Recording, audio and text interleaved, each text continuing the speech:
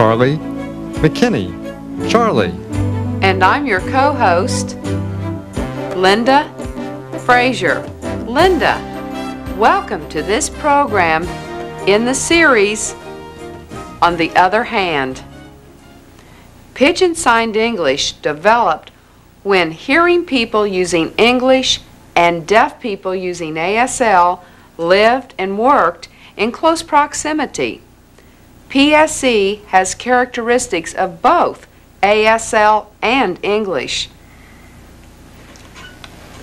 Deaf people may or may not be able to use or understand PSE well because it follows the word order of the verbal-based language of English.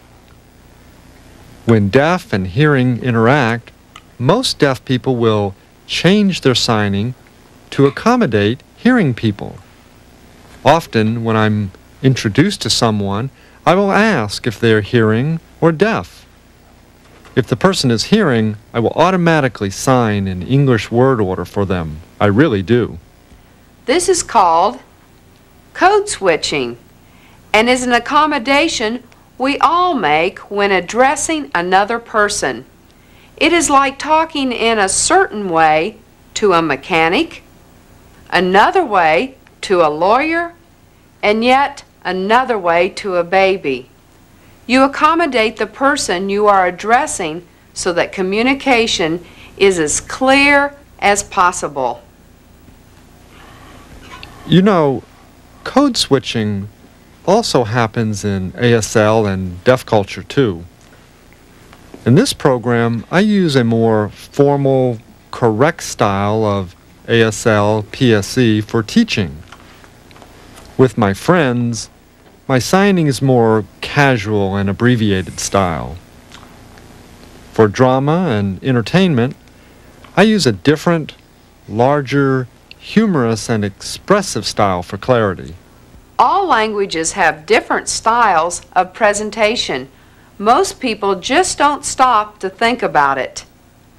Code switching is a conscious decision to accommodate the listener. In today's program, we will cover more adjectives related to feelings. We will also talk about junction markers and about a beauty pageant run by and for deaf people. Let's watch. Possessive pronouns are formed in the same locations as personal pronouns. The palm moves toward the person or thing that owns something. Her.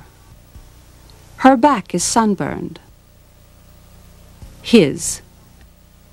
He rode his bicycle to the beach. Their. That is their dog. Its. The dog can't find its owner. My. That is my beach towel. Your. Your towel is over there. Your, plural. Move your chairs out of my way. Our. This is our place.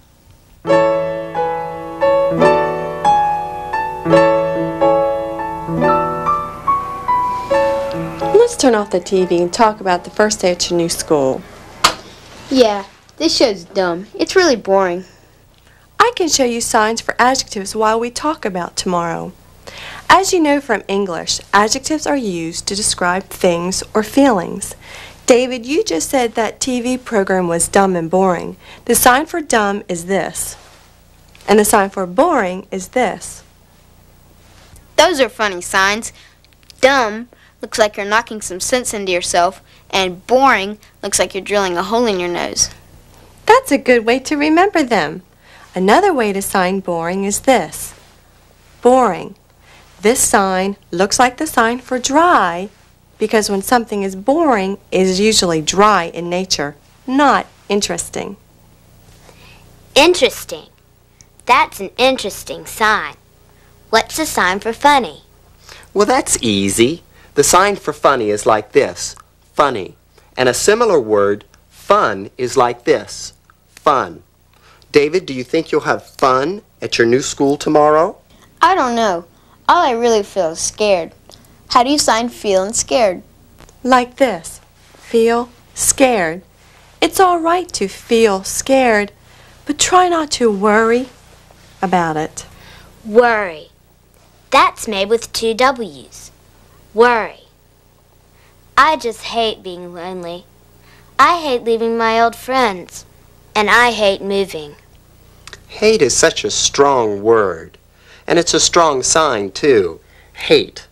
I know you hate moving, but you won't be lonely for long. Lonely. But leaving my friends still makes me sad. What's a sign for sad? The sign for sad is like this. Sad. Being sad will pass because we've moved into a nice community. In time, you'll feel happy, not sad. Hey, Julie, don't worry. Be happy. You're not funny, David. You're boring.